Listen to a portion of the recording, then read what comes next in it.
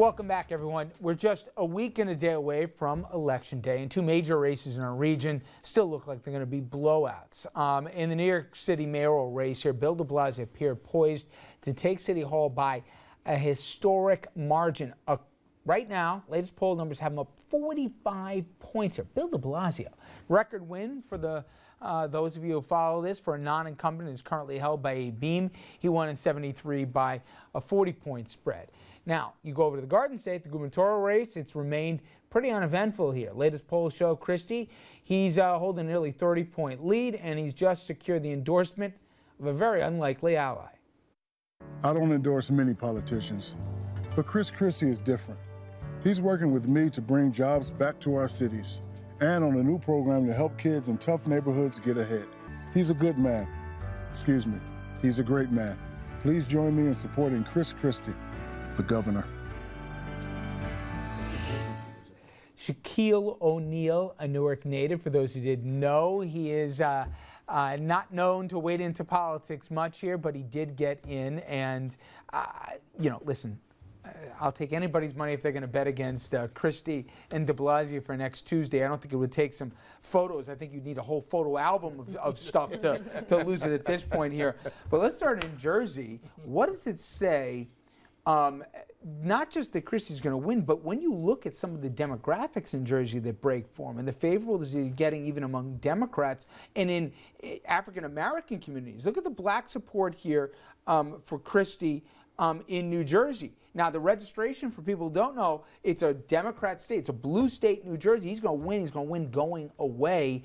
And he's made it safe cover for Democrats to come out in support of him. What does that tell you about either him or about his kind of candidate in 2013 politics? Yeah, I mean, I think it says that here's a Republican who knows how to appeal to the people in his state. I mean, we've seen it over and over with somebody like Christie, who as an incumbent, unlike de Blasio, as an incumbent, has really brought home things to his state, and people are responsive to that. But and now he has not been Jeannie, is it just that I keep hearing, and I believe it, he comes across as authentic, or is it some of the positions he's taken? Yeah, I mean, I think it's more than being authentic. I think it's the idea that people really feel like, whether they like every individual act he's done, whether they support all of his policies or not, they feel like he is committed to New Jersey and he has done the best he can for New Jersey. And I think we've seen that over and over. And I would tell you, if you look at those polls, there are African Americans who disagree with him fundamentally on some policy issues, but that hasn't stopped the support because they really feel like in the end there is a commitment there. Now, he's not going to get all of the support, but he's going to get the vast majority of it, and he shows that a Republican can win in a state like Jersey. That is a big deal. Now, I know it kills you, Dominic, but is there one other takeaway on Christie? Well, it shows that personality politics can be a winner.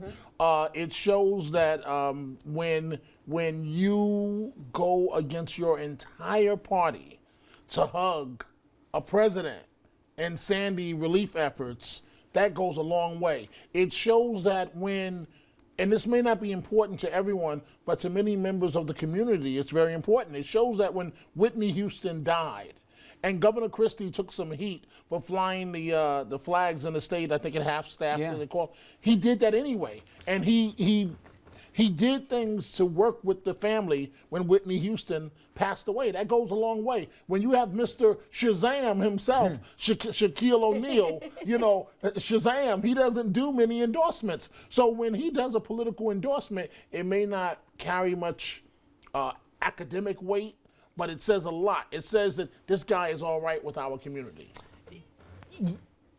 You deal with a lot of candidates, and I'm curious, has there been a takeaway from some that say, well, here's a guy who's obviously not the most telegenic of candidates. Here's a guy who's made headlines for not always the best reasons, when he either bullies up against, the school teachers or whatever else. But look at him and look at his popularity in what should be unfriendly political waters in New Jersey. Is there a lesson learned for other candidates, regardless of what office they're seeking? I think there's two lessons that coming out of the New Jersey gubernatorial race.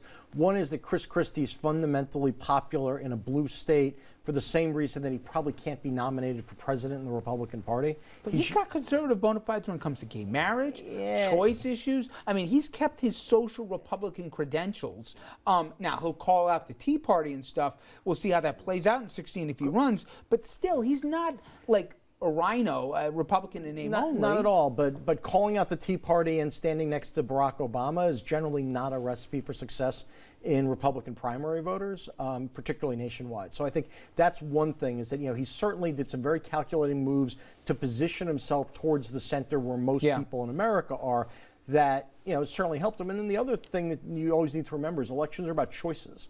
And in New Jersey, we have one of the weaker, just as the same way the Republicans have a very weak nominee in Virginia, Democrats, frankly, have a very weak nominee in New Jersey. Part of that, though, is a lot of Democrats, and I spoke to them beforehand, they knew it was a losing proposition running against the guy, even guys with more name recognition than State Senator Bono. So, but talented people can overcome that. Chuck Schumer was known by nobody when he decided he was going to run against Al D'Amato, and then two far better known Democrats got into the race, and he was polling a distant third.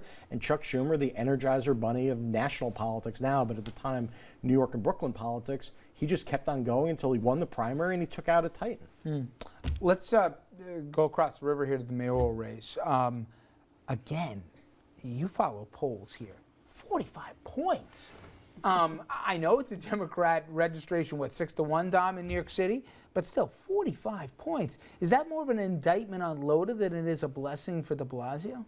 Yeah, I mean, both. I mean, it's an indictment of Loda. I mean, the campaign has been disjointed. You know, he did a much better job, obviously, in that second debate, but the first debate was something of a minor disaster. Even he admitted it, and kind of indicative of his entire campaign. There you had a candidate with every chance to attack this guy who's 40 points ahead. He does nothing, and a few hours later, the campaign itself releases that ad. It was so disjointed. Even, you know, it was jolting, in fact, to so many of us. So, you know, the campaign itself has been problematic. Talk about a candidate who's not telegenic, a very nice guy by all accounts, but not telegenic, and, you know, doesn't have a concerted message to send to New Yorkers to say, give me a second look, especially since they're 6-1 Democratic. Look at me and consider going across party lines. It's just not going to happen. You know, Dom, a little bit later in the show, I sat down with the author of that Time magazine cover piece on Mayor Bloomberg, talking about his time in office and even a look forward. But how much of this is Bloomberg fatigue? And while no one ever put side by side Loda and Bloomberg, it seemed like people wanted a break. Did Loda get penalized for that? Yes, not just Bloomberg, Rudy Giuliani as well. It's been Evan, my colleague here, who's an expert on these things, as well as a professor. It's been, 20 years, as you've pointed out, almost nightly, since a Democrat has held the top job in New York City. People are tired, for whatever reason, and they want to see a Democrat in what's being called the second toughest job in America. So it is fatigue. De Blasio is also proving, he came out of nowhere. Still know who the guy is. He's proving to be, as he told me he would, a much better politician than most give him credit for. Evan, real quickly, assuming the spread holds or something close to an election day, what political capital does he actually bring? So many people still don't know who he is, what his real practical agenda that he can deliver on is. What does he bring into New York City politics come January 1? Well, first of all, he brings change in certain areas. And, you know, even though he's run Can he deliver on it, though? Or is it just talk? There's going to be some areas where he's going to completely be able to deliver, and it's just purely a function of governing. He's going to bring a different educational policy than Mayor Bloomberg has. And because of mayoral control, he'll be able to effectuate that. He may not be able to undo some of the charter school co-locations that exist, but certainly the lifespan of new ones is dramatically reduced. Income disparity, the tale of two cities, can you really change that? There's going to be some things he's able to do, some things he isn't. Certainly he can bring a new approach to policing. He's going to be aided by the legislation that the council passed and by the lawsuit, but at the same time, you know, one of his signature issues is universal pre-K. In order to pay for that, he needs taxes that unfortunately are probably dead in the state Senate because they just don't have a desire to do it. Yep. And also he'll be impacted by what happens in Albany next year as well. All right, everybody. When we come back, not all races in our region are already done deals. When we come back, I'm going to show you where Each vote's going to count this year, and I'm telling you, there's 2 races that actually might tell you a little bit about what might happen next year as well. And later, we will evaluate, as I said, the Bloomberg years. If de Blasio is doing so well by riding the anti-Bloomberg wave, what does that mean about his honest performance? A lot straight ahead here on RFL.